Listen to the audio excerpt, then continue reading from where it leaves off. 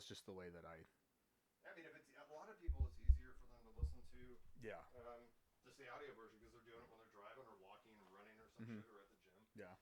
I will try to keep the cursing to a minimum, but you can curse on the podcast. Oh, no. Since your kids here, I don't want to be gratuitous about it. It's no big deal. They haven't heard it before. I mean, it makes me sound more mature. So, Jake, let's cheers, buddy. Cheers. We are rolling. Yep, we are rolling. So I always come in en naturel and just start recording. No intro, no music intro. I mean, I'll, introduce you kind of proper, but I can create an intro for you. Go. Yes. For our loved ones. Let's fucking do this. Oh my God, that's good. And it's so appropriate for this, for kind of the way I do it. And you remembered the name. Gosh, you have done some homework. That's about it. That's awesome. Got to get this out of the way. If you've only seen one, I don't know if you remember this, but we have to do it. All hail Kenny Chesney. No Shoes Nation rules. Tom Brady is the best. You haven't picked up? You might. I think I do it in every episode, but you probably don't know why. I don't remember, but okay. I would like to know. So my daughter also has a podcast. Doesn't everybody these days? And I helped her get her started because I had all the audio equipment. She has since bought her own. But for the first several episodes, I would be a frequent guest, and I would always shoehorn that in, like Tom Brady, No Shoes Nation, Kenny Chesney. She would edit it out. So now that when I started mine, I'm like, gosh damn it, it's going to be in every episode. It's going to be in every episode. No big deal, yeah. And it's my daughter's fault. That is hilarious. All right. So Jake, another coworker from Costco. I think most of my guests recently have been people I work with at Costco. And this is something else interesting. I've, I don't script it. You kind of know what the genesis of it is. Yeah. But I don't come in with bullet points. I like just talking to people. And I have learned, again, you've been at Costco longer than I have. I got hired in October of 2017. I think you were already there. Yeah. Okay. The same thing happened with Heather and then Chance. I've worked with him for 4 or 5 years. Knew nothing about either of them, barely, in passing at work. But then you sit down on the podcast, and I learned so much cool, interesting stuff about both of them. And then, like, Chance is also a musician, which I had no idea. I had no idea until you mentioned about having a guitar to sell or something. And I was like, oh, I guess he plays guitar. And then you sent me the photo of your studio. I'm like, oh, he's a little more than just a guitar player. Yeah. So actually, when did you say you in 2017? October of 2017. So I transferred February. You worked at a different Costco. I did. I was at 772. Oh, how long had you been there? I did 9 years there. Oh, wow. And then you are not old enough to have. Seriously, you look so gosh damn young. I started when I was 20. So, born and raised in the Vancouver area? I grew up in Washougal. Okay. So yes, the area, but the okay. area, yeah. Grew up there, and then I ventured out here, and that was so a couple of years after high school. Got on at Costco as just a cool part-time job with some benefits. But right after high school, my folks were like, "Congratulations, go get a job." As any good parent should. So then I worked for Hollywood Video. Okay, when they still had one. When they were, yeah. And I did that for almost 2 years. Okay. After the first year, I'm just watching the levels of the mic. Maybe a little closer, not much. It's going pretty good. There you go. Yep, that should be perfect. Sorry. You think so? You'll forget it there. You'll forget it's there in 5 minutes. So go ahead. Oh, I already forgot it was there. And then I had to remind you. Yeah. Great, not have to go through it again. So yeah, I worked there for a year, and then I got the job. Did you get the Spaceball shirt when you worked there? No. Oh, okay. I wore this for tonight. Oh, that's awesome. I was like, this is gonna be a. Oh, I get the reference. I love that movie. We'll quote it. Okay. We'll quote it. No big yes, deal. we will. Ludicrous speed. Yeah, Sorry, that was the whole point. It was like, what are we going to talk about? I don't know. If we can't think of anything, we'll talk about Spaceballs. No big deal. It sounds like if you spent time there, I'm sure I'm a movie buff too, and you probably are. Oh, yeah, yeah. Mine are. Again, I love how this is all staged and it lined up perfect to show it all. But anyway, I'm sorry. About a year at Hollywood Video. A year at Hollywood, I did seasonal. Oh, so And it wasn't a permanent year no, straight, just no. as needed? Yeah, it was. I was seasonal and I did it for until they're like, "Merry Christmas, you're fired." Because And once you because got they- past yeah. Christmas, like Well, Costco, they kind of, they laid don't me need you. off on Christmas Eve.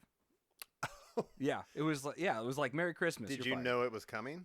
Not until they told me the job position was seasonal, but Right. I didn't. I was new to the job scene. I worked I only worked Hollywood Video, so I didn't have that much job experience. Right. So that didn't click until Oh. probably like last 2 weeks of working. There was like, okay, well, yeah, and I'm like, what?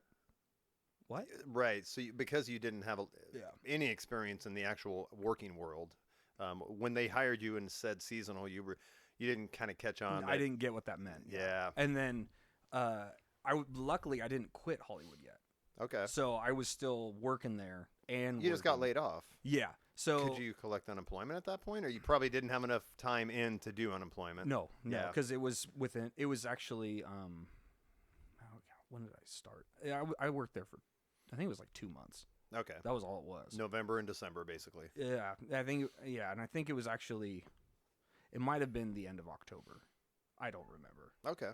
But then how did this go?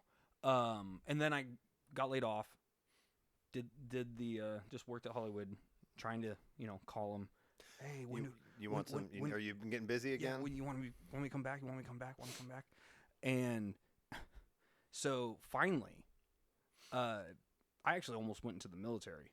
That was becoming an option just because. Well, my buddy was in the military, and he Okay. had signed up, and he was trying to get me to join with him. Okay. We could do the boot camp together, and Yeah. and actually, when he was like, let's go. Okay, fine, I'll do this. I'll join the military. I'm just working at Hollywood Video, no big deal. And right as we're walking out to the car, I get the phone call From Hollywood? from Oh. Costco. Oh, so you had Yeah. been putting applications in. Well, no, I'd been laid off. Well, I was laid off, and I was trying to get back on, and they just weren't calling me. And they I were missed something. I thought you were laid off from Hollywood Video. no, I was laid off from Costco. That was the one that you worked for 2 months? Yeah. Oh, I totally thought you were talking about Hollywood Video this whole time. No, Hollywood Video Okay. was Hollywood, you were steady for a year there. Yeah. And at some point Yeah. applied for Costco, got hired seasonally, Yeah. as everybody does. yeah. And then, so how long was it? Like February March when they called you back, or April. April? Okay, that So kind of makes sense. And so, But you were about to go enlist. yeah, I was. We were getting in the car, and I Oh. got the phone call. Talk And about, I don't know, is serendipity the right word for that? Yeah. Well, lucky. Yeah. I'll stop using big words. Right. Yeah. It's so annoying. How dare you? My I'm vocabulary. really is- not that smart. I'm kind of a dumbass. I try to overcompensate in many ways. So We they are call you musicians.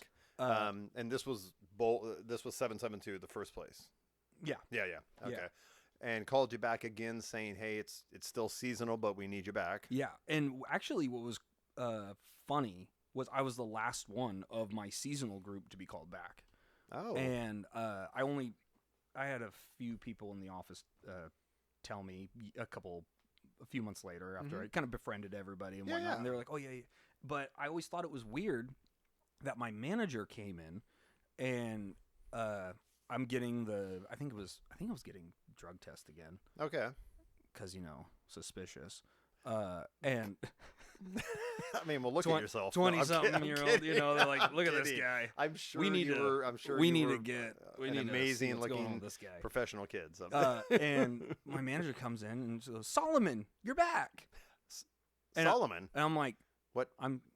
That's not your I'm- last name, is it? I'm Jake. There was a kid. Oh, he missed. I'm sorry. so okay. my manager thought I was someone else who. But he recognized your face. He just had the wrong name. I'm assuming looking at you, he knew you. Yes. Yeah. So. Okay. And she. She. But there was a guy who I worked with seasonally who named Solomon. Okay. Who I could see us getting confused. Both kind of looked alike. Brown hair. Okay. Same height. Both always have that Same. half smile, smirk on your face, looking very smug. Yeah. Yeah. Yeah. Yeah. You know you do that. Yeah. Okay. Hey, That was the only scripted bullet point thing I had. I had been rehearsing that line. Yeah. Where I could slip it in. Yeah. Look, I think you're great, but I've always, it strikes me funny. Number one, I always think you always seem to be happy and positive. So I love that. But you do seem to have your default face is, it's almost like you know something. You've got something on me. Like there's a little private joke. Yeah. You kind of walk around with a smirk. You're just like, you know that Ken. No, just anybody though. You're like because there's always a half smile on your face, which I'm obviously reading into that because I should just be like, you're happy, which is awesome. But I'm sorry. Go ahead with the Solomon guy. That was kind of the end of it. Anyway. Oh, okay. So it was. But you got back in April. I got it again. Yeah. And then have you been there ever since? You were never laid off again? No. Yeah. They tried laying me off a second time, and some manager wanted to keep you. They told me the only way I was able to stay was if I went into the deli. So at this point, were you just doing front end stuff? Yeah. Assisting, carts, whatever? Yeah. And they had a place in the deli that they could keep you? Chicken room. Actually cooking the chickens? Is that what that is? You're the one that has to put it in the oven? Yeah. Okay. And what's so funny is they made this big stink about it that I had to, that was the only position I could do. I'm like, okay, well, I've been here more than my 90 days. I don't understand why I'm being laid off again. Was that the only place they had an opening? I don't know how this works, really. And we don't have to share too much about Costco, but because Wanda knows I have a podcast, she might listen to it. Oh, I will shit all over it. No. No. She would actually like that joke. The funny thing is I did it for 2 weeks and then I threw out my shoulder. Lifting the whole spit of I'm trying to chickens? keep up, and I was kind of thrown to the wolves. I had no idea what I was doing. I what got are you trained. Talking about? Costco trains everybody thoroughly for every new position. They spend a little bit of sarcasm every waking moment with somebody training you there, telling you what to do. Tons of scenario-based training programs. They don't just go, I got other things to do. I need to go do absolutely this. not. No. And I threw out my shoulder, and because I was trying to keep up, I'm carrying these multiple boxes of those chickens, and they're heavy. And they are. And in one, moving, and all of a sudden, nope. And Did you feel a pop or? I can't remember. But something hurt. It hurt, and I could not lift my arm. Above your shoulder level. Yeah. Oh, that's not good. So they ended up sticking me on light duty. Okay. And in a different greeter at the door or something, or Okay. For checking cards. And I did that for a couple weeks, and then I was back on the front end. Oh. Okay. It was stupid. It was stupid. We're not saying it was stupid. No. Whatever happened. I'm saying it's stupid. Okay, so this was age 20, kind of, again, at this point in your life, you've got this, you're still part-time, and I'm assuming that the employee agreements were probably very similar back then to what they are now. So once you get past your 90 days, you're getting insurance, medical insurance, dental, vision. Did they have the same 401k thing then? Oh, yeah. So you get all the same benefits. You're part-time. It's very similar to because, I've only been here for 6 years in October. But at that point, where were you at? What were your thoughts? Were you like, I'm just doing this for now to have a good job, but I want to do something totally different with my life? Or actually, I was going to do theater. Oh my friggin' God, I can see that. This explains so much about you. You have no idea. Did you do drama and stuff in high school? Not in high school. I should have. Yeah. I didn't do shit in high school. I did. I was in a band because I was awesome. Obvious. And I love that you just said that. So I was cool. And we'll get into the music stuff too. I want to do a deep dive on that, but go ahead. So I didn't really kind of discover that until after high school. Okay. And I did college, and I wanted to pursue that, and so I did theater. I did a couple plays. Oh, that's awesome. So you actually did it. That's super cool. Like community plays, local school. At the school. Okay. Yeah. And actually, not to toot my own horn. Feel free. My drama teacher was very, very like invested in me. Okay. And there was actually, and I really regret not doing it. Your drama teacher must have saw something in you. Yeah, and to make him or her do that investment. Yeah, and he did. And well, I'm not to toot my own horn. Doot doot. Please. Yeah. I should have brought a horn. I know, right? Yeah. So I there was a play that he really wanted me to do because the original person backed out, and he thought I would be perfect for it. Okay. What was the play? Is it something that people would know? The play was called. Was it called Rabbit Hole? Okay. I think it was called Rabbit Hole. Okay. So the whole premise was following this family whose child was hit by a kid when driving down the road. Like another teenager. Yeah, a teenager hits. And how old was their kid?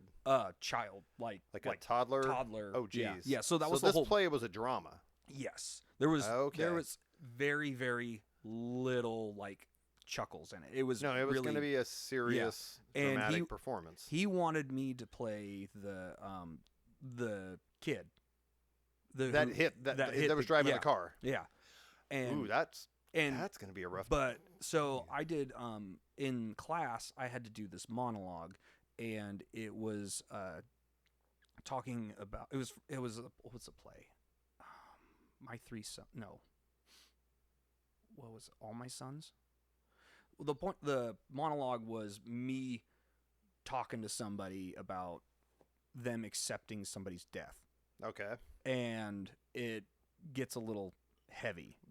And after him seeing that, he wanted me to do that because he saw you do that monologue about like the mourning process and accepting death, and he was like, "You'd be great for this role." Exactly. Okay. And when he asked me, there was a reason I couldn't do it. Okay. And I wanted to, but there was something that was just I couldn't do it. Okay. And I went and saw the play, and he had another guy who was like his other idea, and is this going to be like the worst moment ever, where you're in the audience going, "I would have fucking nailed this role." Yeah. I would. And you're like, I was like, I was so. I would have nailed this. I was like, God, I could have no done it so good. No disrespect to the actor that got it, right? But he did a good job. But I was, the entire time just going, son of a You're bitch. just punching yourself in the face. I could have. That should have been my applause. Oh my God, you totally are an actor. Just that's how your brain thinks. You are a gosh damn actor and a musician. It's the same thing. It's art. And actually at work, I made known that I was going into acting and everything. And actually, a lot of my managers and everything were very supportive. I was trying because at the time they were filming Grimm and they were filming Leverage, and so I was trying. Because what year are we talking about? Oh my gosh. I'm just old, but Grimm doesn't seem like it was that long ago. But you've been at Costco for over 10 years. It was. I don't know how. I guess Grimm was. It was on. Like it wasn't Grimm going on around 2011, 2012. I don't know when it started, but maybe 2009. Yeah. So is this the year frame we're talking? Like more towards like 11, 12. Because I moved from the Salem area to Fairview, which is right next to Gresham, in the end of 2011, and I was living with a roommate, a really good friend. He was totally into Grimm, so he would watch it. So I knew that was current seasons of it. Yeah. So 2011, 2012. Right. And I was trying to get on that, and did you have a hookup with like a local talent agency in the Portland area, casting agency or whatever? Or? No, actually. So I had two buddies who worked on the show. Behind the scenes? They were camera crew.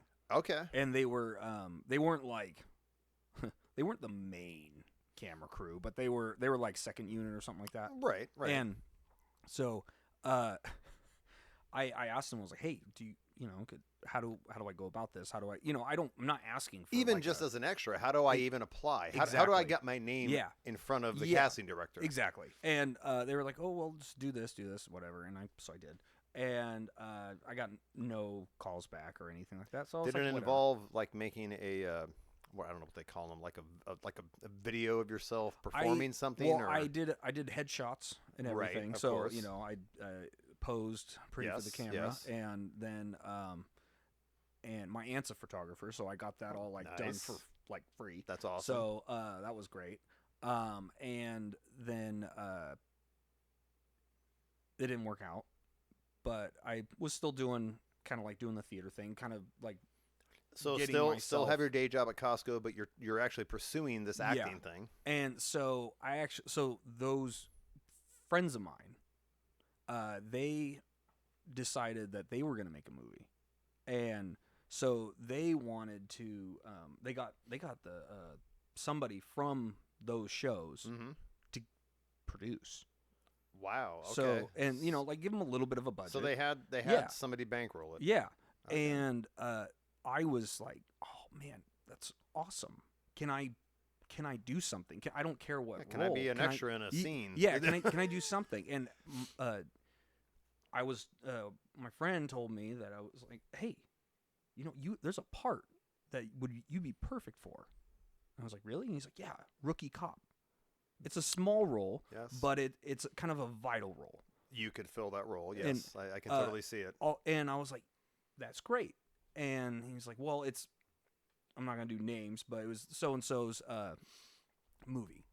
And I was like, okay. And he's like, and he's so talk to him. Okay. And I was like, okay, sounds good. Is this a name we would know? Oh, okay. Okay. That's fine.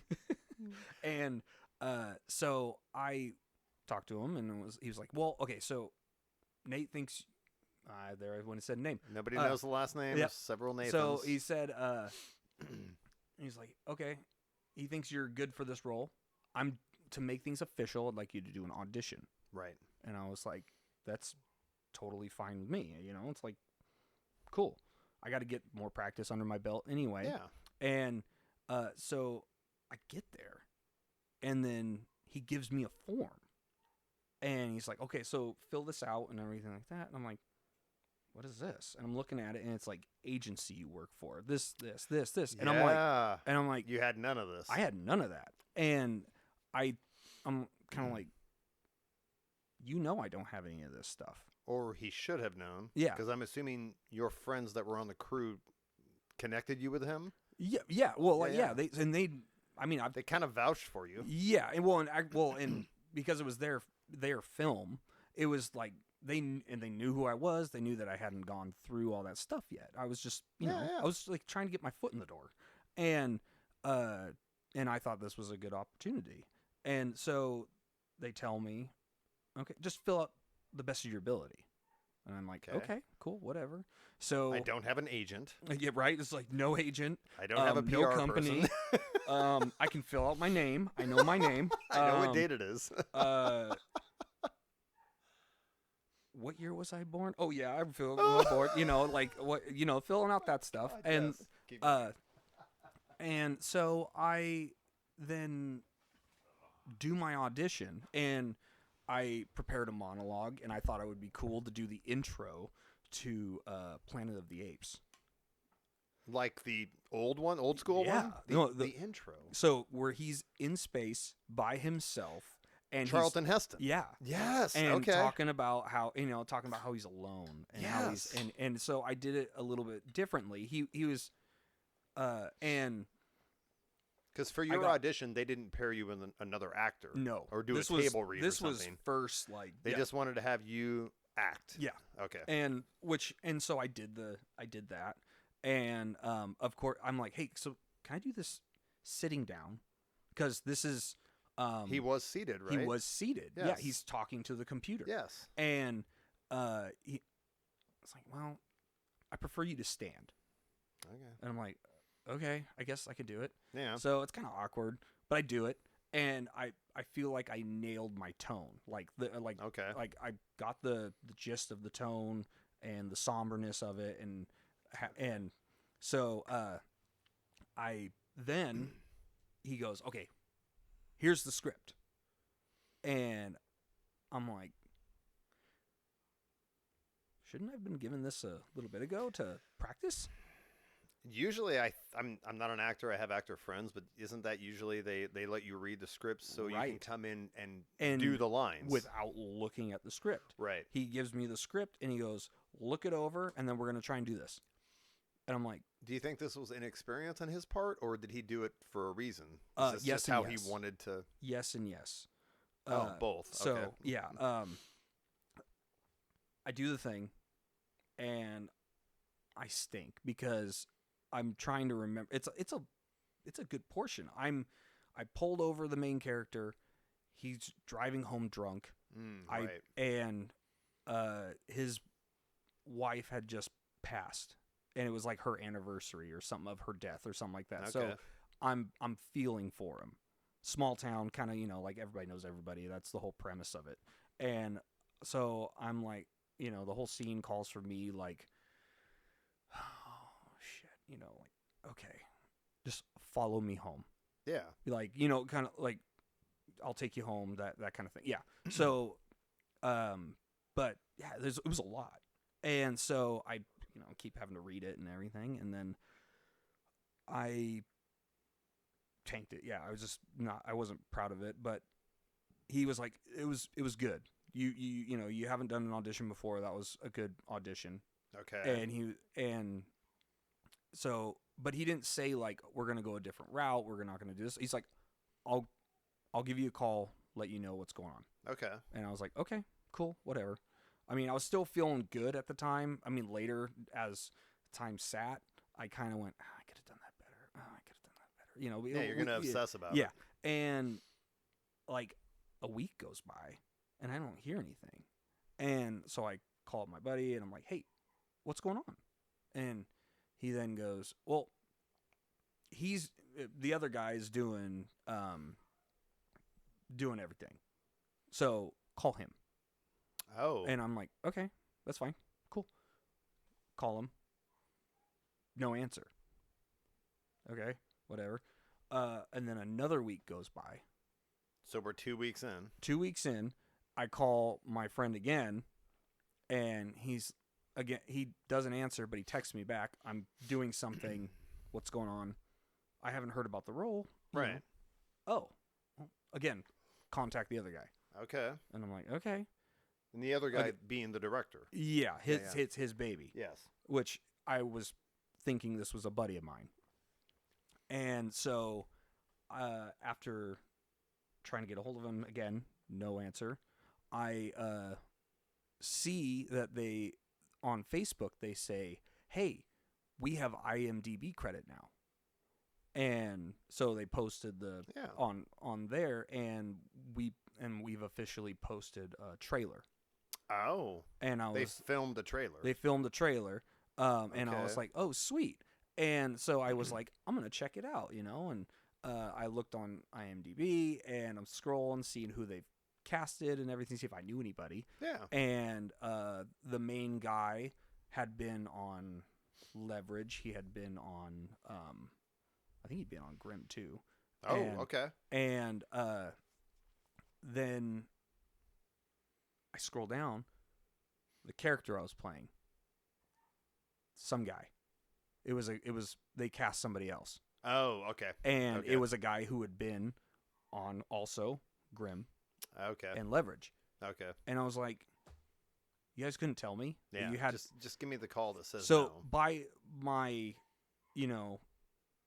thought process of after seeing all that, I'm like, they already had him in mind. He already had him in mind. Like, because for them to just give me the script there. Oh, right. Yeah. They didn't even give you a fair shot at the audition. And truth be told, I watched that trailer. It was a piece of shit. It was so bad. I was like, man, I dodged a bullet. Oh, okay. So the whole experience may have just been a train wreck. So I then kind of am like, I'm bummed. And what happened was both of them are huge procrastinators. Okay. Their funding got pulled because Oh. they were taking too long, because all they had filmed was the trailer. And so So this never got made? This never got made Jeez. because they were a bunch of procrastinators. Yeah. And Yeah. so it never got made. And so I was like, oh, good. I mean, yeah, because it sounds like even if you had gotten cast, it fell through anyway. Right. So what the hell? But it did put a bad taste in my mouth. About the entire industry.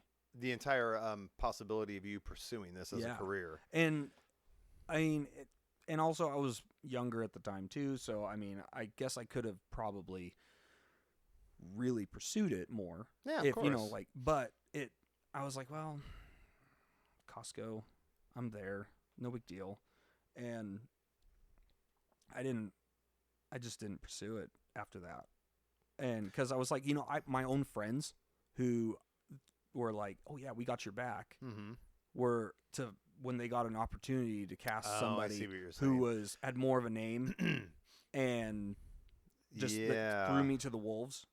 Okay, I literally, you saying that's an observation of your experiences as that's kind of your first experience in the movie industry or TV industry was not good, left a bad taste in your mouth. Yeah. I listened to a ton of podcasts. Randomly, literally like 3 days ago, I was Rob Lowe has a podcast, and I was listening to him interview. I forgot who it was. It might have been Kelsey Grammer, but there was a thing where at one point Rob Lowe, because he got into it when he was young, but he goes, my first experience in the working world was in Hollywood as an actor. He goes, I didn't realize until I got older and I became friends and met people that are in the normal working world. This is not how jobs work all the time. Like he didn't realize until he met friends that worked at, Costco or had regular jobs, that the way that you get treated in the entertainment industry is not normal, or it's not the only way. Right. So that's kind of what I was saying when you said that. He was like, yeah, gosh, some companies actually like their employees. Yeah. Right. That kind of a thing. Yeah. And there's so much just BS in that entire industry and so much fakeness. Yeah. Which sounds like that's kind of the aha moment you had. Or I don't know if it was an aha moment, but it left a bad taste in your mouth. And I just stopped pursuing it. And do I kind of think, like, to myself this day, like, what if I would have kept going? No, don't do that. No, yeah. And well, not only that, but if it's and I don't know, I'm sorry, I'm not talking. This is stuff you probably already know, but if you have a passion for that, you can still do it. Oh yeah, right, yeah. And actually, my wife has brought that up a couple times too. Hell yeah. But truth be told, I mean, maybe like 5 years ago. Okay. If I when I was still trying to kind of figure things out and whatnot, and because there is that definitely would take a time commitment. But and also that was right after when I was still kind of considering that was after when my dad died. So it was kind of like me trying to, like, what do I want to do? Am I going to do this? Am I going to stuck do this? And whatever. It was like reevaluating where you're at and what you want to do. Yeah. And so, that led to me being like dedicated to like, okay, I'm going to be full-time Costco and just do my thing. And that went on for, I think I had that. So I got full time at 5 years. So at this time, after that whole audition debacle, you're still 21, 22? That was so I was about 24, 25 when that happened.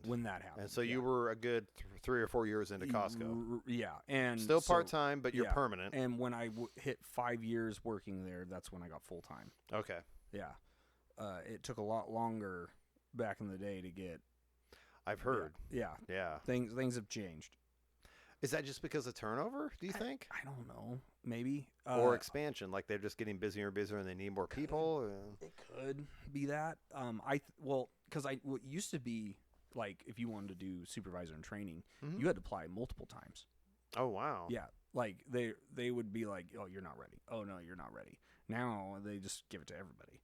And it's because they want them to, to see how they will do under pressure and how they'll kind adapt. of, yeah, exactly, and gives everybody a shot. Where then they were picky and choosy because they're like, you don't got leadership material at all, and they're like, we don't want you. So I applied 3 times before I got supervisor. Oh wow, that's right, because I think when I first started, you had the red vest when I first started working there. I thought I was helping out majors. I wasn't. Maybe that was it. Yeah. Okay. Yeah. I wasn't doing that. And that actually that kind of after getting my stint as a supervisor at 772. 772. And were you front end soup or? That was front end soup. Okay. And I found out I didn't like it because they wanted me to do stuff that was not like what I was about. Well, and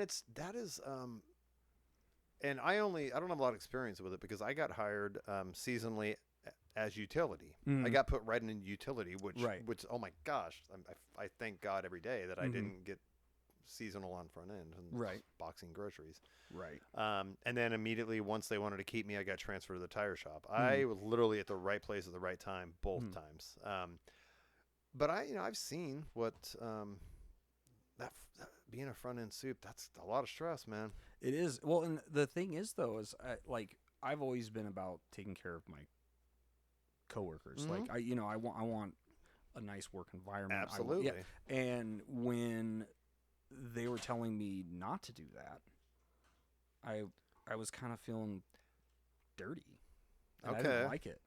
Like, because they wanted This wasn't at 1086. This was years ago at a different warehouse, yeah, right? This is a different warehouse. Okay. So, I'm still hyper aware. I don't like to share too much. This is before I transferred over to our warehouse, just so you know.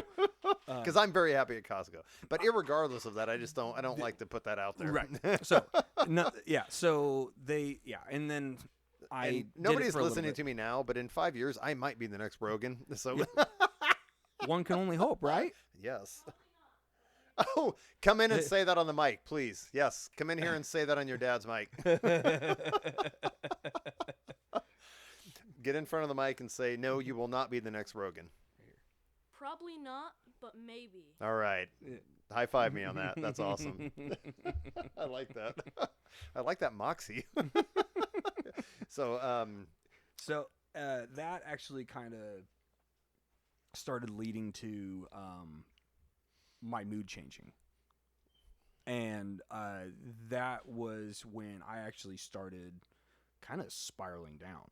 Okay. So what age was this again? This is 25 after this whole 25, 26. Okay. And so I had been there for 5-6 years. And from that point on, my moods were I was kind of all over the place. Depression runs in my family. Okay. So that was where I was discovering that I struggled with depression. Okay. And so it was depression, anxiety, all that fun stuff. And it wasn't until my last year there that it got really bad. At 772. 772. Okay. And so that was when I was getting kicked when I was down. Oh geez. I was constantly arguing with supervisors, arguing with managers, and it wasn't it wasn't due to me trying to be insubordinate or anything. It was a stupid suggestion, and I'm like, hey, can we do it this way? No, it's my way. We're going to do it this way. Okay.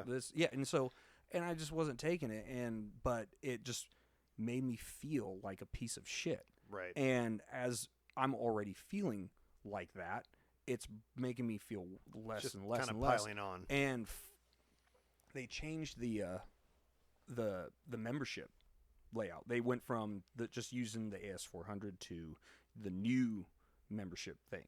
Okay. And I had training at membership, and I knew how to work that thing like the back of my hand, but I needed to learn the new system. Okay. And so they wanted me to learn that, and I got pulled off of that training module because I was told by a manager I wasn't important enough to learn this.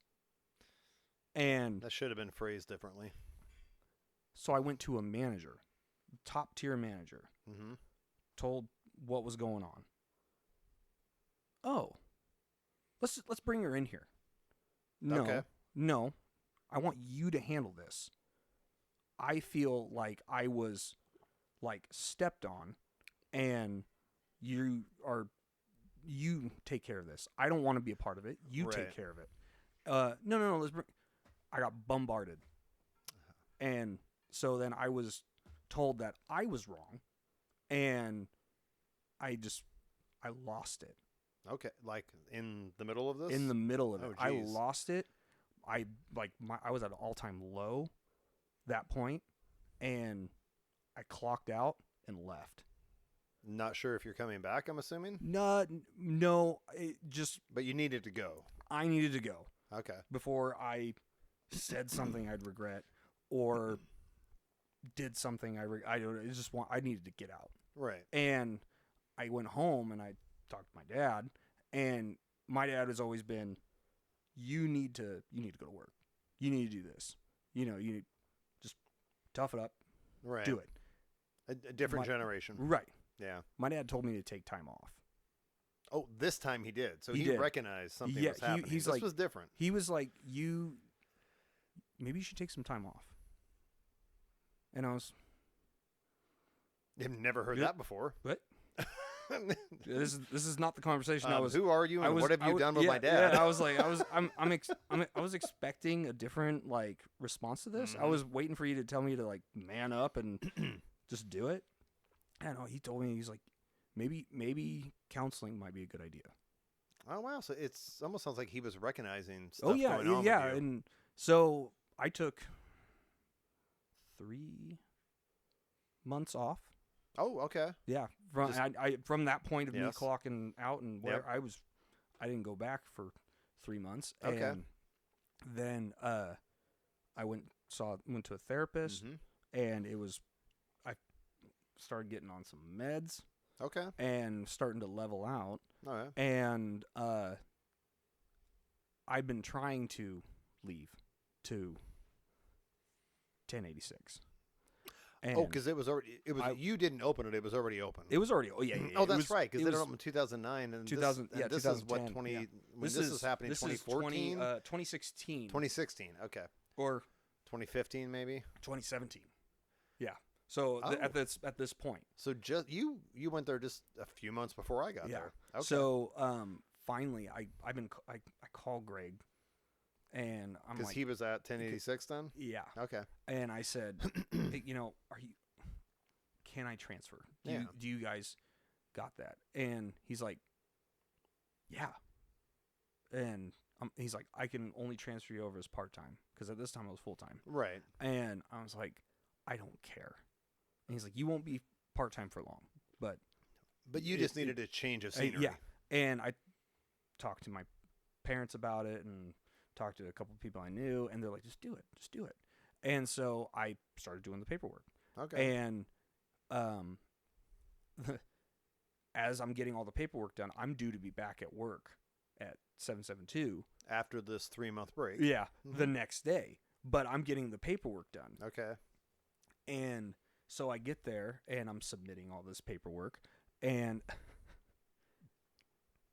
that manager who I had that Mm-hmm. You butted heads with. Yeah. Yeah. tried to prevent me from going.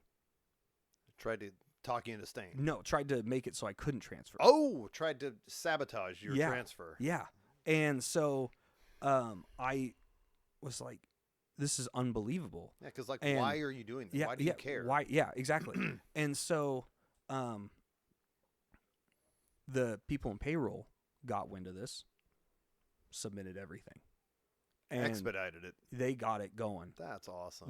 They had my back, and I can't thank them enough. That is super cool. And so everything got approved, and I had to go in and sign something or whatever at payroll, and came up to me like, so you're going to be here tomorrow? Nope, I'm not. I don't work here anymore. Peace out. That was the manager. That was You the got man. to say yep, that to that I manager. got to say that to the manager. like All right. I'm so out. Yeah. There is So- some justice in the world. Yeah. So that was February. So that's when I transferred over, and it's been Much happier. oh my god, so much better. Okay. Good. Like, and then and I'm actually starting to climb the ladder of feeling more like myself again.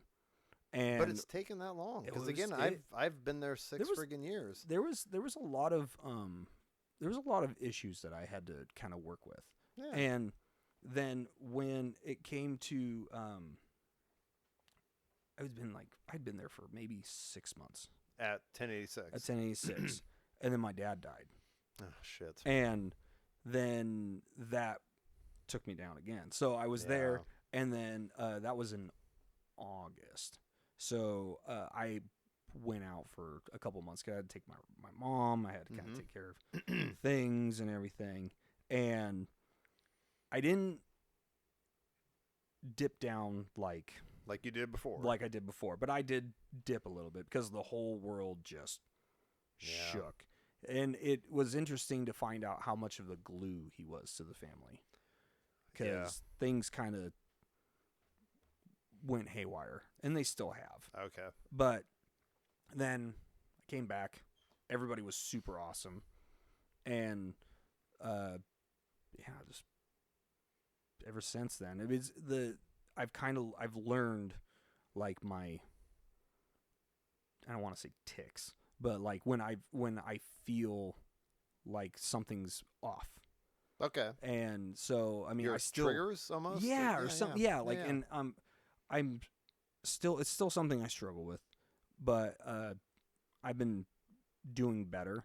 Yeah. And actually, as time goes on, like let's just, I don't know, maybe it was like last week, I went through a little bit of a funk, and I actually, normally when I do, I call out. I'm like, That's gotta what be home. PTO is for. Yeah. But I managed, actually, this is the first time I've ever gone to work and just like put on a face. You kind of always do. I opened this by saying you always seem so happy and positive. And well, yeah, and a lot of times, it'd be like that. I'd be smiling, and then the second you don't look, oh my God. Yeah. Well, because you have this actor thing going too, so sometimes you're playing a character. Yes. Yeah. And Jesus. so it was definitely, it's an ongoing struggle, but I'm doing better. And having, my wife being super supportive. That's awesome. That helps. The parent losing a parent thing I can kind of relate to. I lost my mom last year, June 12th, 2022, 1 a.m. I remember the fucking hour. Mm-hmm. But it was weird because it caught me off guard, and it was I've told this story before. It was the best way that it could have happened. I got to spend the last 2 weeks in the hospital with her. We could still communicate. Had the time. I was there every night, and got to have the time to say all the things you want to say to. If I can do this every time, sorry. Yeah, we got to say all the things you want to say to each other before the end comes. Yeah, and so it was sudden, but oh my gosh, I treasure that time. Anyway, it changed me. I'm not like that. And I did a podcast with Matthew Young's father, Paul Young, the guy, he wrote The Shack. Right. Yeah. And oh my God, he had such a perfect understanding about it. He said something about how that's kind of how the heart bleeds or leaks, but he said this is all part of the healing process. Mm-hmm. And I have been in therapy for almost 7 years. I've had one that I've been seeing for almost 7 years, a personal therapist. I've also been through several marriage therapists, couples therapists. We're still seeing somebody. I think it's amazing. It's made me a totally different person. But I have noticed, and I'm maybe thinking this moment of losing your father, it like a switch flips and you're a different person. Yeah. And it can be in a good way. Right. Yeah. It almost opens you up to be it. You start feeling things more. You become more empathetic. Maybe you're on the right track. I mean, at least to how I feel. I mean, yeah. And no, I really agree with that. It does. I kind of, after he died, I kind of got my act together a little bit. You know, like I was dating a lot and screwing around and that sort of thing. And I kind of was like, okay, I need to settle down. Right.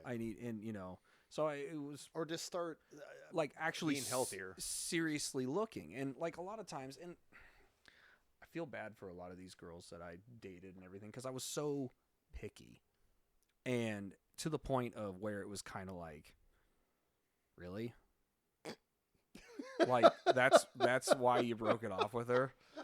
Like, it was. Thank you for providing comic relief. You know, we needed that after this emotional shit, but you know,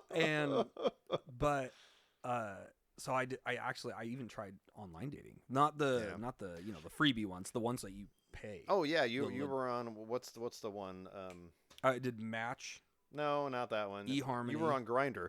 Yeah, I'm kidding. No, it was Tinder. It was Tinder. Yeah, no, Grindr. You know what that is? That's a joke. Yeah. Okay. Yeah. Sorry. And, yeah. Well, you know, yeah, I did. You know, and I always swiped left. It's like, you're not good enough. Nope. It's okay to have standards. No. Yeah. And then I had none. So. No. Again, no. I tell this to every guest.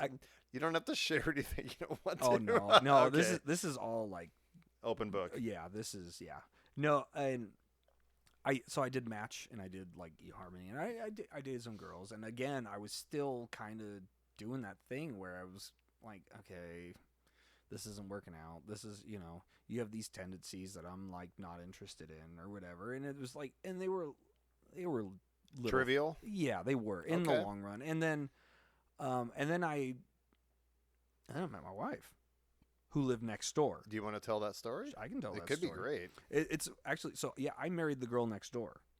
No pun intended. No pun intended. She lived across the street.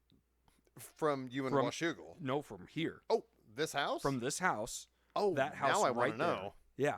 So, she'd moved in. She'd been living here 2 years, I believe.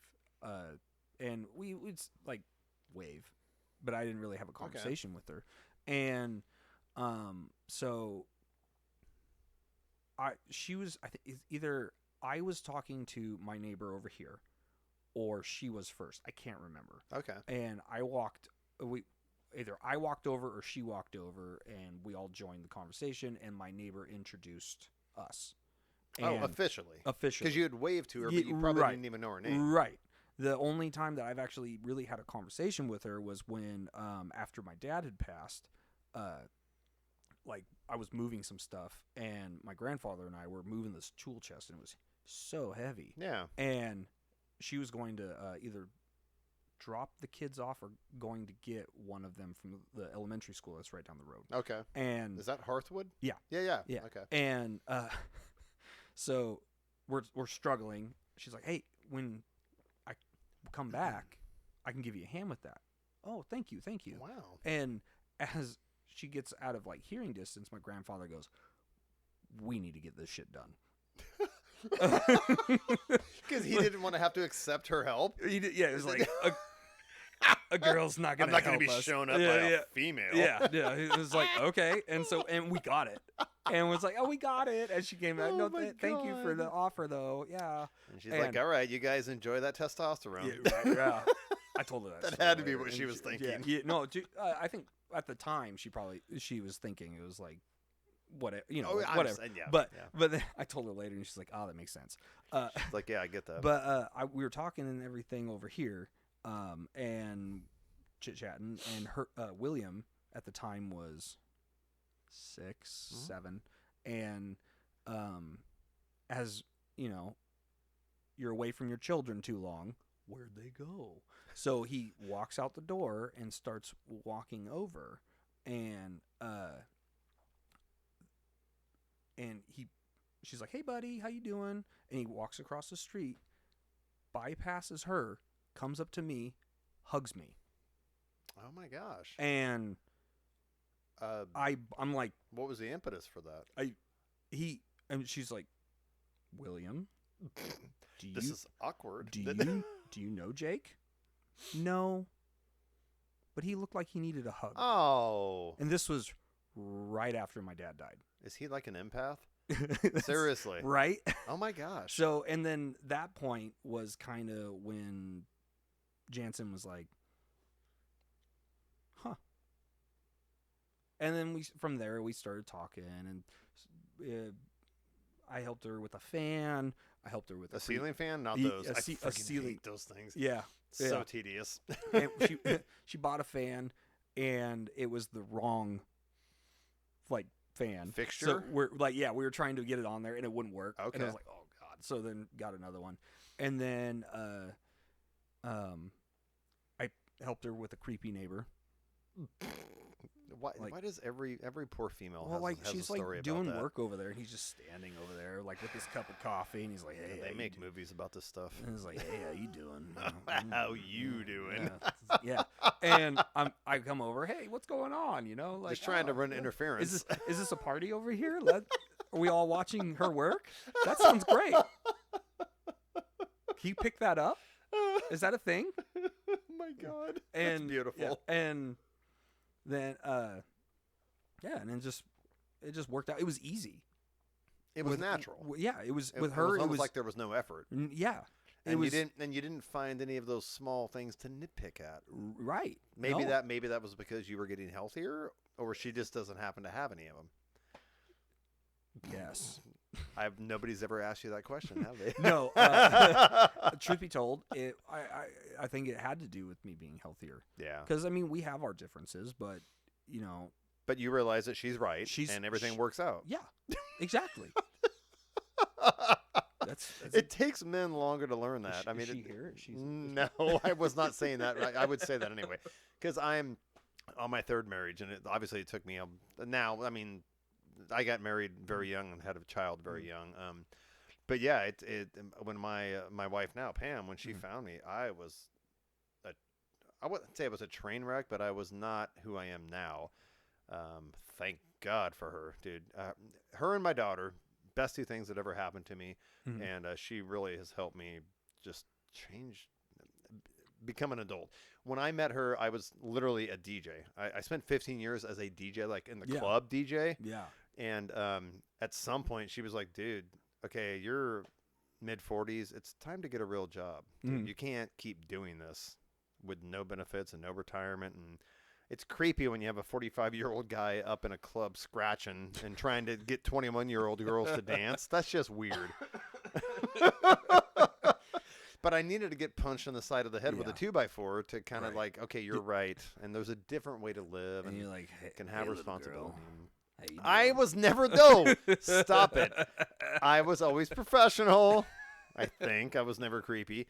In fact, my DJ name was Censor, as in censorship. Yeah. And it happened organically because I had a regular gig at a place in Gresham for from 2000 for 8 years or so. Mm-hmm.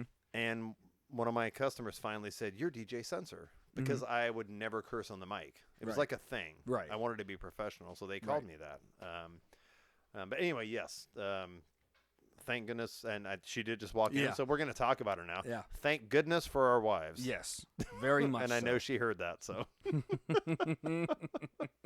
But now there's I put a like a marker on I have to tell you the story about why I can't do Blue Moon. Yes, I want to So know. we'll get into that, which I can tell you now, but I also want to get into your musician background. I want to hear how that started. So 2013. Okay. Greatest band in the history of the world, Nickelback. Insert laugh here. Try not to spit it out.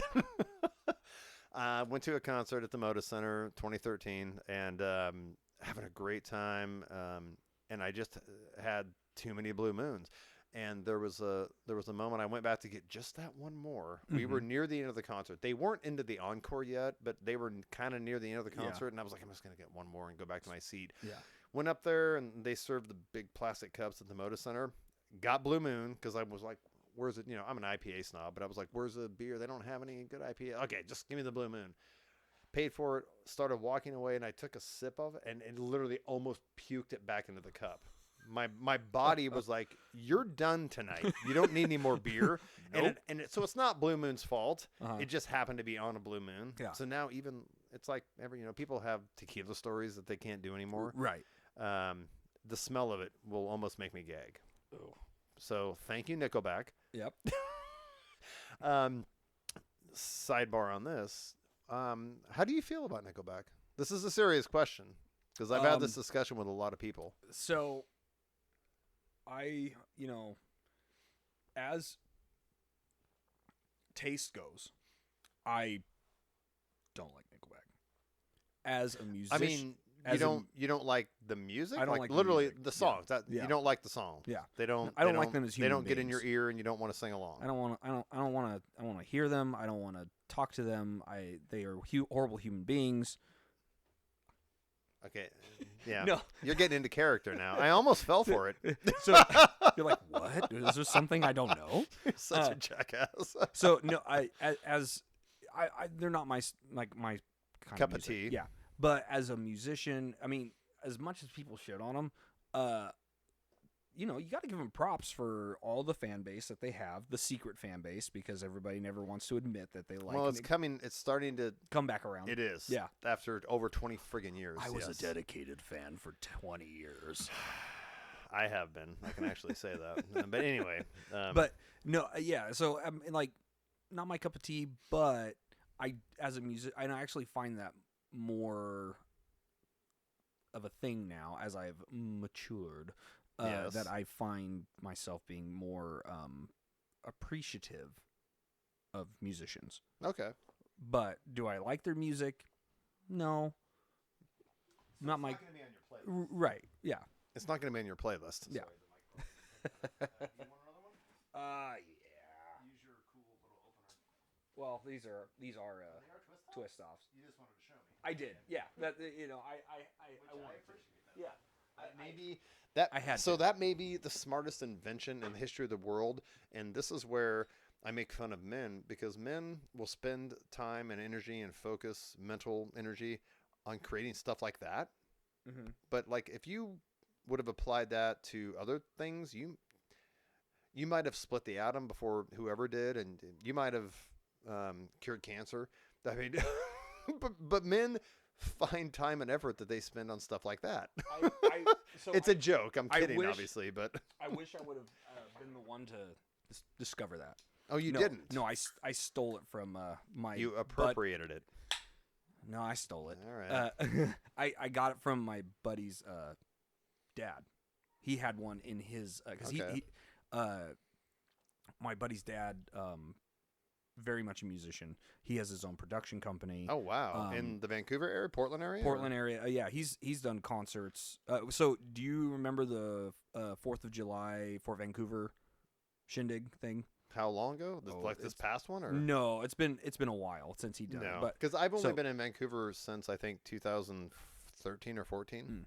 So he used to run that thing. So we would, I would, and when I was in high school, I would be working on, off to the, off on the side, like being a stagehand. So I would be when bands would be over, we'd bring you up switch everything over. Yeah, and then we got a free show with the fireworks and everything. Yeah. So he had it in his garage, and had it like that. And my buddy was like, "Hey, dude, check this out. This is so cool." Okay, let's give him credit. Yeah. You can say his name. He should get proper credit. Harvey. Yep. Okay. Harvey, he did. Yeah. Thank you, Harvey. So a great utilization of male intelligence. Yes. He invented that. Yes, he did. He invented it. He invented the speaker. Oh my God. Actually, kind of with Harvey and Chris, my buddy, who is his dad. That kind of goes into the whole music thing. Yeah. Because I want to hear how you even when did you start playing? When did you get interested? So I had a really close knit group of friends, and the great thing about this group of friends, we all lived next to each other in Washougal. up on the mountain, Okay. And we were literally like, if we wanted to go to our friend's house, we just walked. It was that close. like 5 minutes to walk. Nice. It was, yeah. And we were all in walking distance of each other, except for one buddy who we had to drive to. And that was the house that we always wanted to hang out at because his parents were rich. Okay. They had their own like built-in movie theater. Oh, nice. And yeah, it was awesome. We had the Xbox hooked up to it when in high school, you know, like on the big screen. Yeah, on the big screen with the subwoofers and everything. Yeah, we were nerds. But my buddy Chris, his brothers are all musicians. His dad's a musician. All of his brothers are musicians. They're all very talented. So you kind of grew up with music in your life. I mean, yes and no. In a sense, yeah.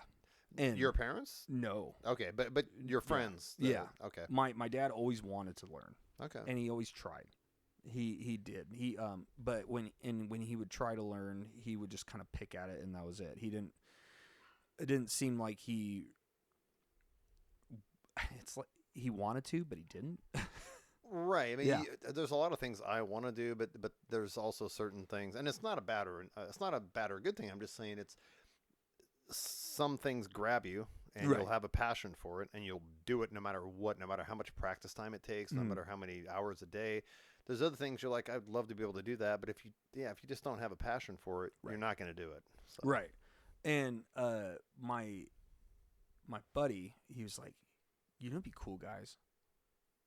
We formed a band, and we're like, you know what? Is this high school age? This is 6th grade.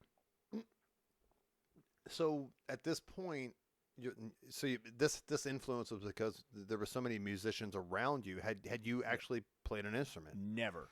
Any of your friends already playing instruments? Never. You just guys decided. None of us knew how to play We've never anything. learned how to play an instrument, but we should have a band. Yeah, because Chris's brothers were all in bands. Okay. Like, well, his older brother was, and he's like, I want to be in a band. Well, and so he's like, you know what? Let's figure out what we're gonna play.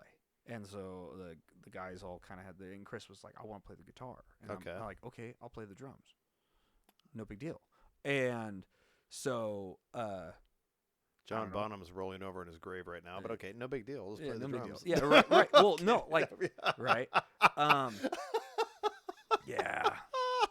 If he heard me play, he'd roll over in his grave. No, he would yeah, not. I'm sure you're amazing. Stop it. But so it hadn't even been a day, and I had the conversation with my parents. I was like, we want to be in a band, and I want to play the drums, and I had before that to give me something to do. My parents had me take piano lessons. And awesome. I wasn't really digging it.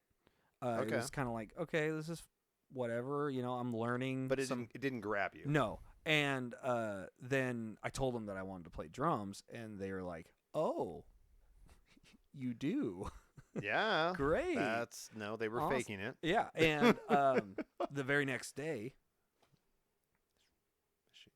Tell her to come in here. Babe, you want to come in here?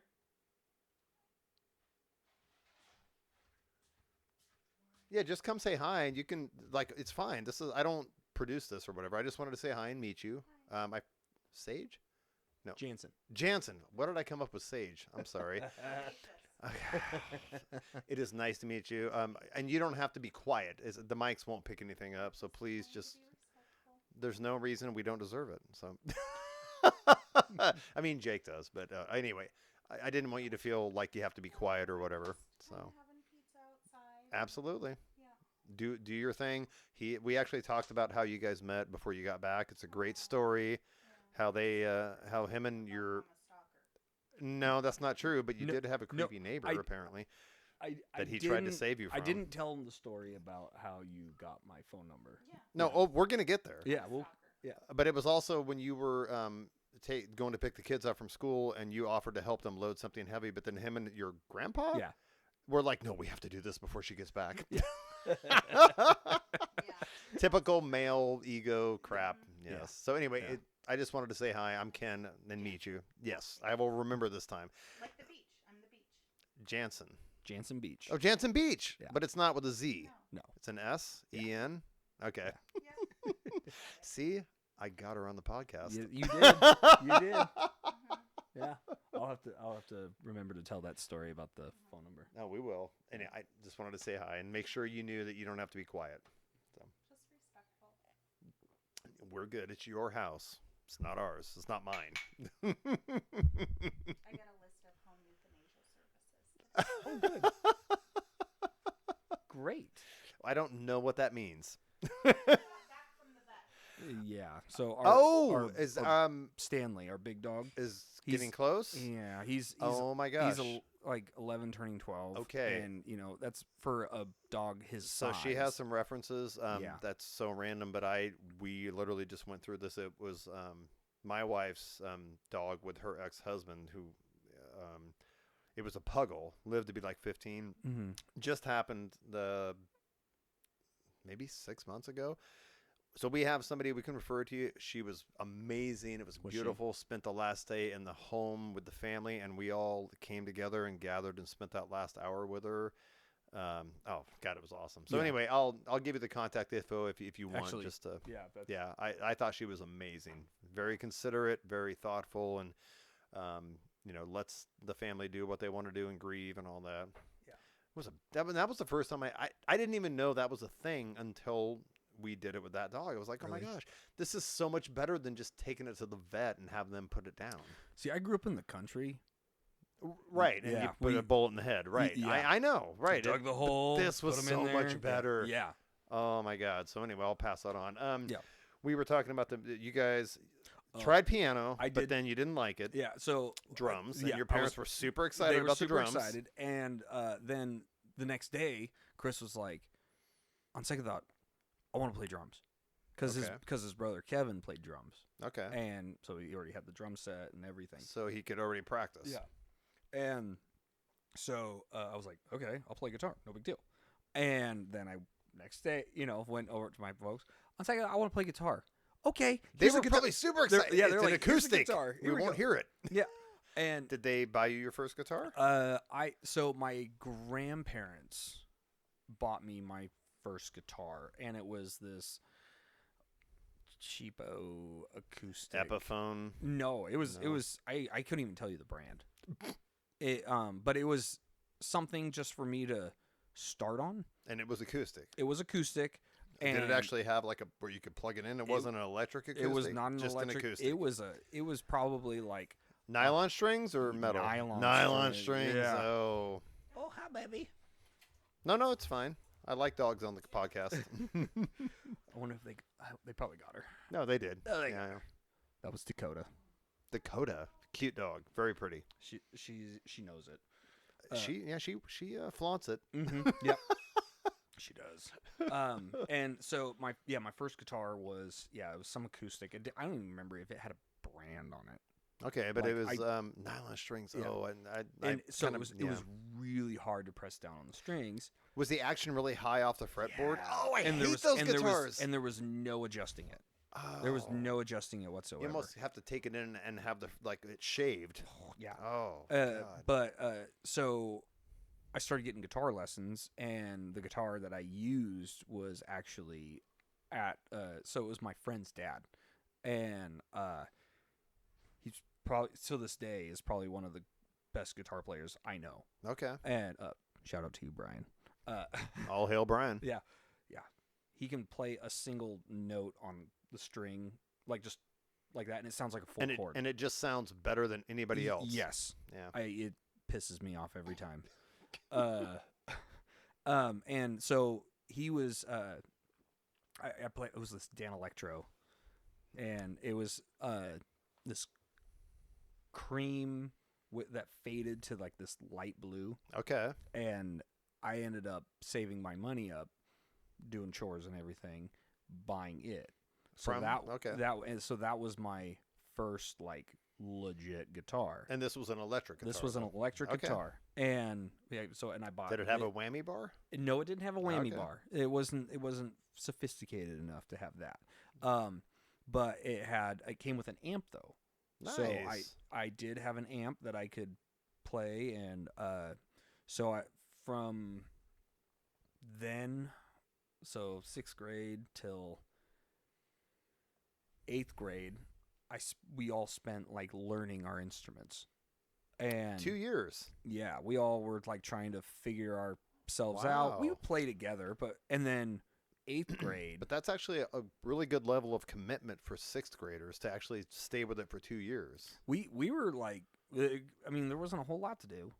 I mean, this is, I mean, we had dial-up for internet, and So it was hard to watch porn. yeah, Right. exactly. So the picture stops, and I can't quite see the it's- nipple yet. come on. So we played music, and it was an excuse for us to all go hang out.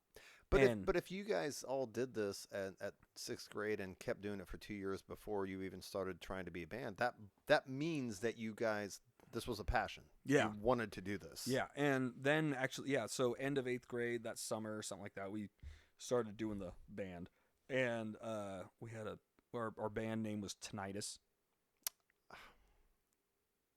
Inner ear tinnitus. Yep. Okay, Yep. Perfect. Yep. Did you guys know what it meant? Yep, Okay, we did, so and you that's did it why, on purpose. Yeah, that's why we did it, and so throughout high school we did that. Did you actually book some gigs and We did talent shows. Mhm. We had we did a gig in front of a Jamba Juice Where at? out in Portland somewhere. That is like on the sidewalk in front of the store in the Yeah. parking lot, or Like in the, like where the outdoor seating was. okay. or And whatever. were you? I'm assuming And- doing covers at this point, or were you Yeah. writing your It own? was we had written at that point. We had written 2 songs, and they sounded Okay, then let's go with what were your musical influences? What type of Oh, music we were were you making? at that time. We were all into the pop punk. Is so, and is like- this the late 90s? This is I don't know how old you are. I think this you're like was- 25, but so this was early 2000s. okay. So were you were playing a lot of covers on the pop covers? Like pop punk. So like Blink-182, Oh, Green Day. yes, good Yeah. stuff. I love that music. Yeah, so it was and tons of Nickelback. I'm Yeah. kidding. It's easy chords, man. wait, I'm trying to actually right now I'm trying to think of what one of their songs was. Well, I mean, their famous one was "How You Remind Me." That's the one. Yes. Yep, that's the one. That Yep. is their Hotel California, or their the Led Zeppelin one that everybody knows. I forgot. I can't believe I'm blanking on that. But anyway, yeah, Stairway to Heaven. Yeah, that is their Stairway to Heaven. We did a lot of Weezer, That's good stuff, dude. MXPX.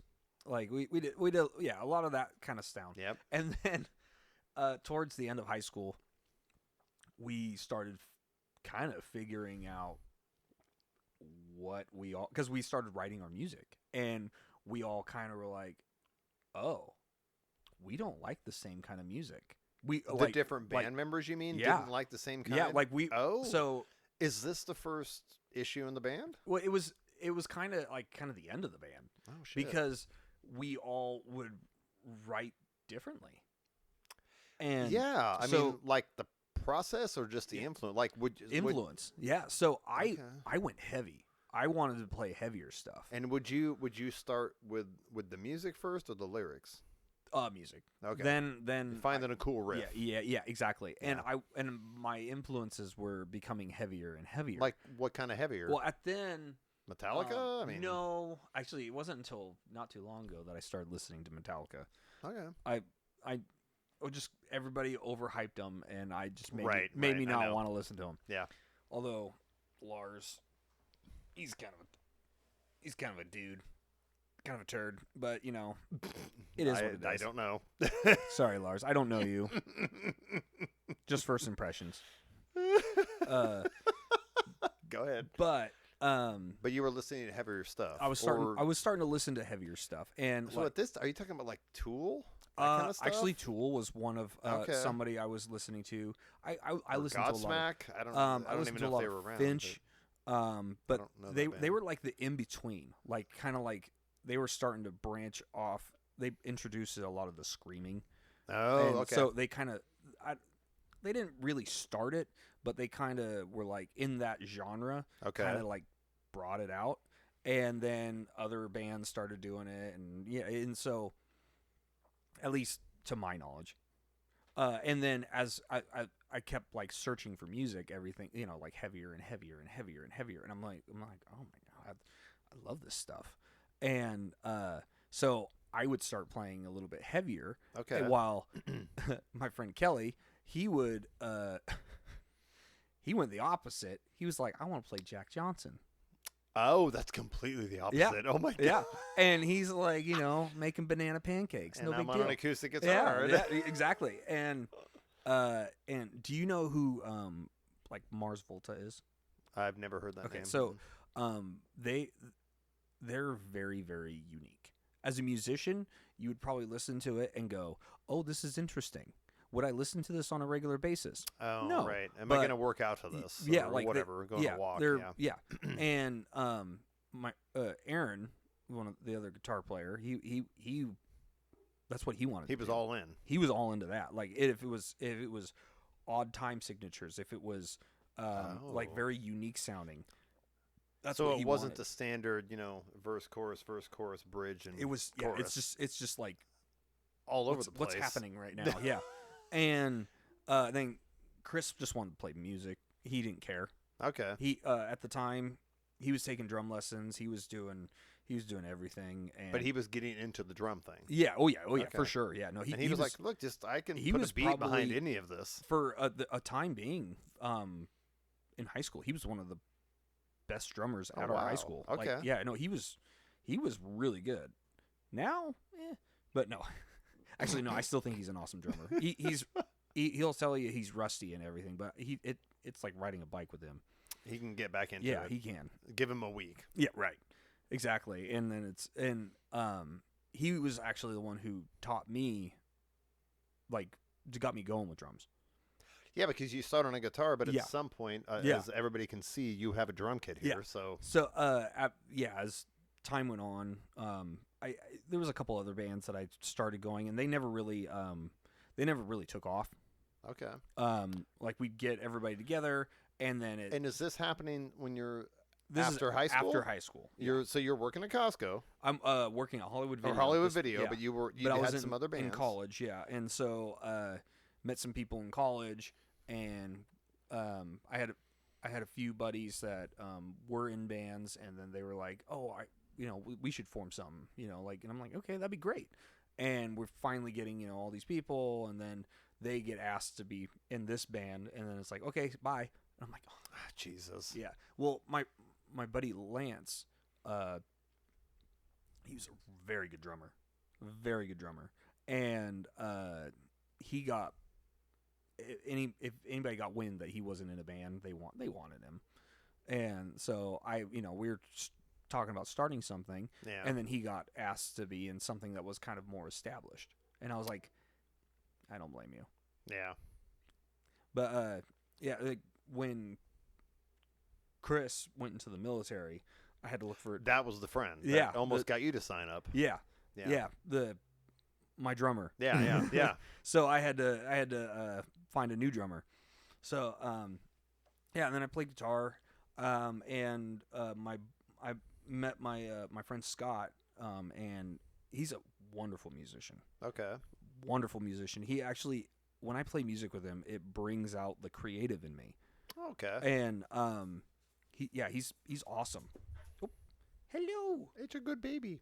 hello. It's a poor puppy. Nobody pets you. I know. She's a borderline alcoholic, so she will probably try and drink your beer. Most dogs are. Yeah, they actually like beer. I know.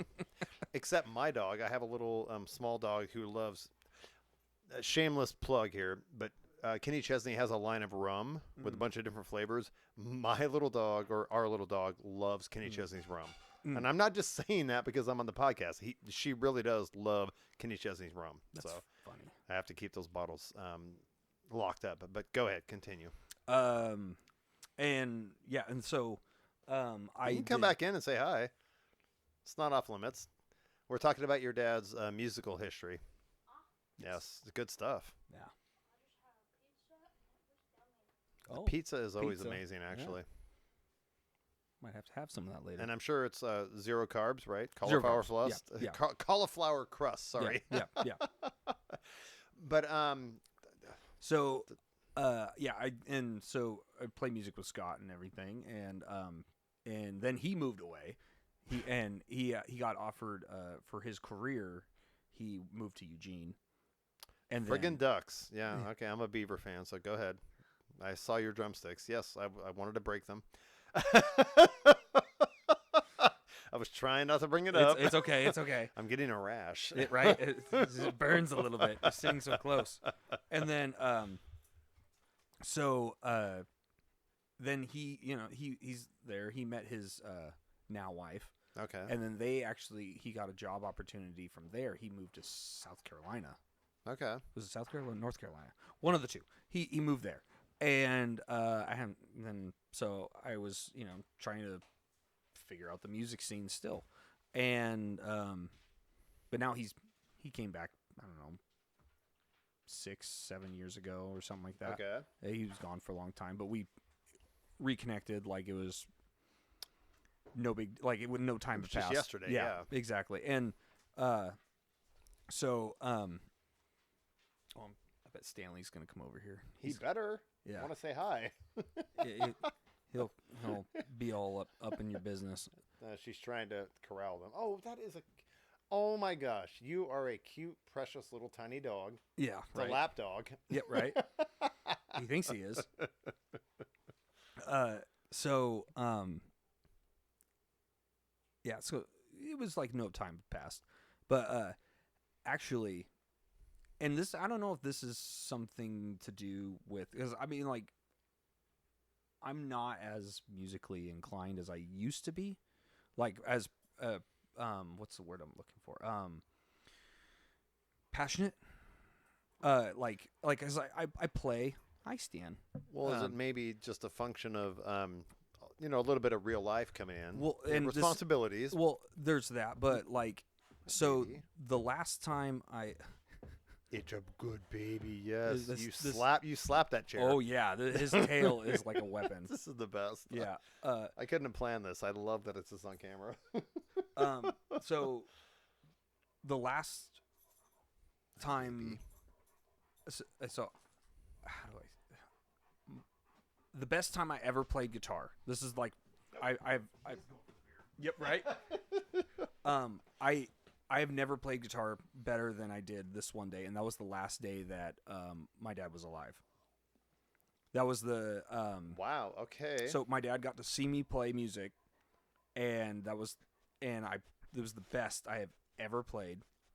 Wow. And I maybe that has something to do with it, and my drive hasn't. So there was like been kind of there. a hard stop that you have to process some Yeah, shit yeah. after that, some stuff. Sorry. Yeah, but like after are you gonna? No, she should be fine. I'm sorry. She. And He. Okay. As long as she doesn't knock anything over. It's fine. I don't edit. I like it to be natural. I don't edit stuff. The laptop just tells No, us the over. camera. Well, then if she breaks my shit, you're buying it. No, I'm kidding. I have an insurance. I have an event insurance policy I take out every time I. No, I'm kidding. Yeah, I'll just give you the dog. That's payment. So yeah, I think, and that was actually when I kind of started pursuing drums. Okay. After that, I started like kind of branching out and everything like that. And had you already had this kit? No, I got this okay. only a few years ago. I got this from Costco. Oh my gosh. Yeah. Now that you mention that, I think I remember seeing it on the floor. No, or did you have to get it on Costco online? online? Costco online. Yeah, I got that online. Okay. That is actually really cool. Anywhere else, this kit was like $3,500, and you got it for $1,000 less. Oh my gosh. Yeah, it was. I was like, okay, buying it. Thank goodness for Costco. Yeah. And did it come with is that mixing board? Is that yours, or did that come with the kit? This. That comes with it. Yeah. Okay.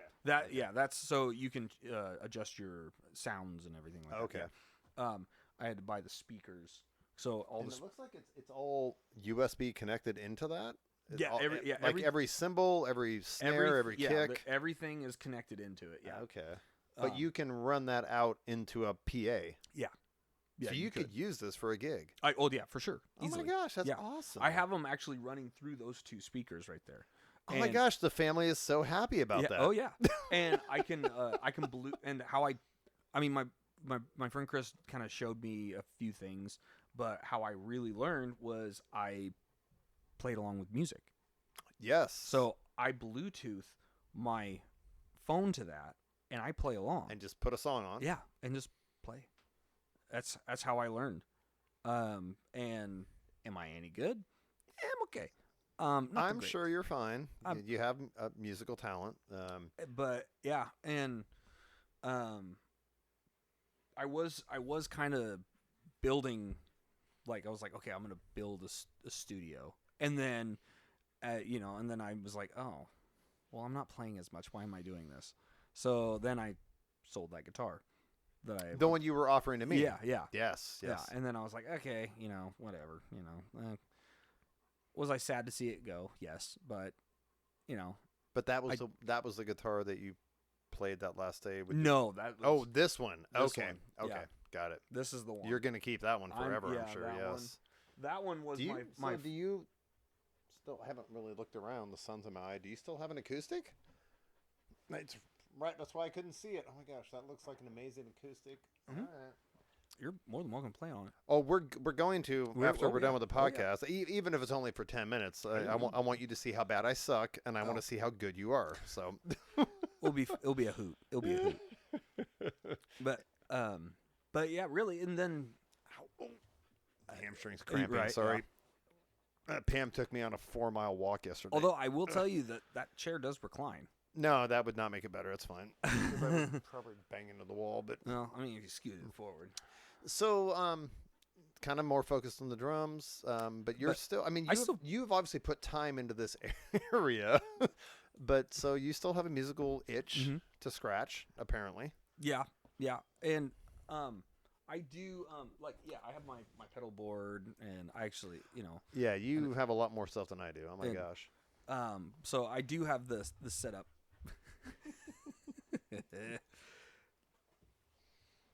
She wants to be on the podcast. You can be. It's fine. I'm just me. So how much? Then I guess after saying everything about the change with when your father passed and you kind of went back into this. Where are you at with music right now? Do you just kind of play for pleasure? That's it. And actually, it's once in a blue moon. I actually was earlier kind of just like warming up, kind of like I was coming over. Yeah, exactly. Like, and I was like, and I'm Ken playing. knows and who's like, in charge. Yeah, I was like, I gotta show him what's up. No, not at all. And the thing is, though, is I put my board away. Normally, I have my board sitting right here. Yes. And I have it like all plugged in and everything, but I like tucked it away. I was like, I texted you yesterday. I was like, I seriously, I wasn't kidding. I was like, oh my gosh, you are as OCD as I am, because I would have done the same gosh damn thing. I'm like, oh my god, is this the right angle? Is this going to get your face right? And right, yeah. Do you need room for the mic stands? And I had a night like thinking of like you'd be putting the camera right there, but well, when I saw the photo, I was like, no, that would actually, because I have done some in the past at my daughter's house. That's where Heather and Chance were. And I've learned that if the laptop camera's facing a window, it usually just makes it too white, and there's a bunch of light, so it's better this way. We can also highlight your movie collection. Yeah. Actually, that is not all of it. I believe that. So you have to. You have to rent a storage unit for the rest of them, right? I have 3. She's biting through her lip right now and her tongue. Yeah. I have 3 storage bins. Those the totes. They're not those totes, but the plastic totes we have at Costco. Yeah, the black and yellow ones. Oh yeah, the big ones with the folding yellow top. 3 of them full of movies. Why wouldn't you? Yeah. Every man should have that many movies. Yeah. She is gonna punch me in the face. Oh my god. Yeah. Yes. Hi. Hello. Yeah. So yeah, I just kept my Blu-rays over here because those are the ones that I want. So the other ones are just and then movie or series over here. Some of them. I can't. Oh, I can't right. go. You're trying to pull me. I can't go. I'm busy. So where? I actually don't know where you're at our Costco now. Like what department you're in? Majors. Okay. I stepped down from cashier. That's why I never see you anymore. Yeah. Which I don't blame you.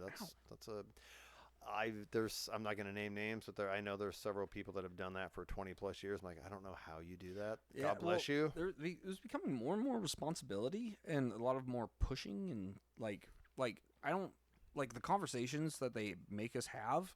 I prefer them to be organic. Well, yes, but it's not only that. That's why I love the tire shop. I couldn't stand at the register for 8 hours a day, 40 hours a week. I couldn't. I'd slip my wrist. I'd go pump gas. Yeah. But God bless them because we need that, obviously. So you're in majors. You're still full time. No, I stepped down. Oh, okay. It was quite the decision, because going, trying to like, because again, I was kind of getting that state of mind of like I'm like stuck in a rut. Yeah, and so I wanted to kind of mix it up, and I've been trying 15 years to get into that department, and there every time more seniority, more right. And so there was an opportunity for part-time, and I was like, I'll just talk to her, got the blessing. Oh, I see what you're saying. You had to take the part-time position to get to that department. Yeah. Okay. And okay. So I stepped down, and then they posted a full-time position. Okay. And I was super stoked. And then word got around that Martin was stepping down, and from supervisor. And if I saw him, I would know. He was the supervisor for majors. Okay. And then they moved him to front end, and he was like, "I'm not doing that." And so then he stepped down, and he got that. Oh, okay. So, which 35 plus Yeah. year employee, I had no chance. Yeah. So, yeah. So right now, obviously you've been there long enough. You're gonna make the career out of Costco. You have your 401k. Benefits are amazing. Yeah. But are you kind of starting to explore this more, or? No, I was, like I said, I was kind of starting to build that studio, and then it didn't. So unluckily for you, since now that you've met me and we're bonding and stuff, I'm probably going to be that annoying friend that's going to make you start playing guitar again, or I'll come play guitar and you do drums. And I do like playing music with other people. I do, and I will happily do that. The thing that is unmotivating for me is when, like, if I'm playing electric guitar by yourself is kind of lame. That's why I did acoustic, because I started on electric years ago when I was a freshman in college, and I realized that I just want to sing songs I like, even if I'm writing them. I don't want to have to worry about doing the lead part. Yeah, because you can do any song on an acoustic. You can yeah. dumb it down. Yeah. And just play the chords. Yeah. Campfire. That's true. Yeah. And everybody can sing along, and you can enjoy the moment. I care about songs the most. I don't care about being able to shred. Yeah. Stuff like that. Yeah, Yeah, I've never my fingers never move that fast. So there's a punchline there, but I'm gonna let it go. There are children in the house. There are children in the house.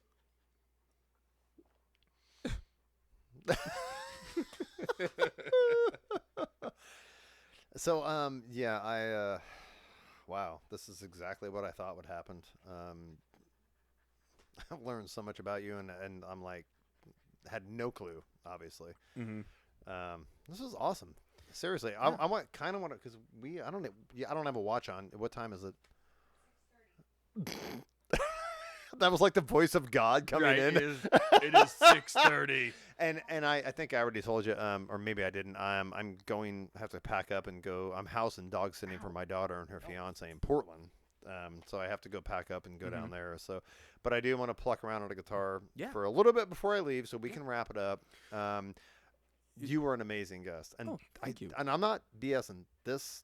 I love these conversations. What's wrong with me? I love having these conversations with people. And you did listen to one. I listened. Well, Did you hear me explain why I started the podcast? Which one did I did. Yes. Was it Elena? It might have been on Elena.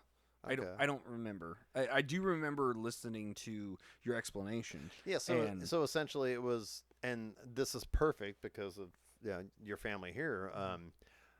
I just want to hear people's stories. Yeah. Everybody's story is interesting to me because it's different than mine, and I also think it's awesome to document this in a digital form that you can pass on to your kids, to extended family members years down the line.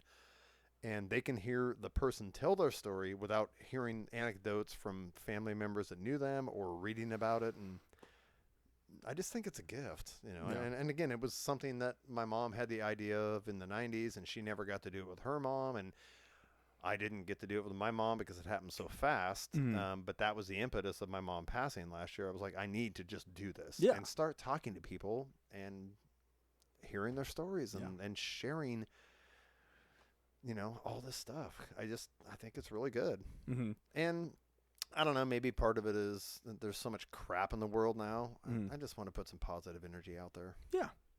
So. Yeah, and actually I was dwelling on all this. Obsessing. Like what are we going to talk about? What are we going to, this is my shout out that I to the people in clothing. Yeah, I talked to them. They were super stoked to listen. They've been listening To who? to your podcast. Are you talking about the Boomas? Rachel and Justine. Laura. Laura, do I know? I'm getting in trouble now if they watch this. She did pharmacy for a long time, and yeah. So she Yes. watched it. And The only reason I mentioned the Booma sisters is I sent them when I started I helped my daughter start her podcast. I was sending them links to my daughter's podcast. Mm-hmm. Like, hey, you guys might be interested in this. Me and my daughter, she's 31 years old. We have a very unique relationship. And I was like, so just to warn you, we talk openly about a lot of stuff that most father and daughters don't talk about. But I think you would appreciate what she's doing. So I sent it to, and like Rachel she messaged me back. She was like, I'm making Justine listen to it right now. But oh gosh, no, that I'm going to get teared up, but continue. So you told people you were going to be on it, and they want to listen, and they're people, I have listeners. Yeah, you have listeners. So that must be the 3 downloads that Buzzsprout told me I just got last week was them. Maybe. Yeah. They said they said they watched it on YouTube. Yes, yeah, because and the video's on YouTube. Yeah. I'm not big enough to be have video on Spotify yet. Yeah. It's just audio, but and oh my gosh, that makes my heart happy. Yeah, no, I was telling them, I'm like, I don't know what I'm going to talk about, and they're like, you'll be fine or whatever, and I'm like, I'll probably talk about this, and they're like, oh, you could talk about that. Okay, yeah. So it's almost like you went back to auditioning. I did. It's Yeah, it's you like can't get that actor out of your head. Yeah, no, I'm like, what? You're not auditioning. What should I talk about? What should I talk about? And I just dwelled about it, and I'm like, okay, we'll let it be. We're gonna talk about music. It'll be fine.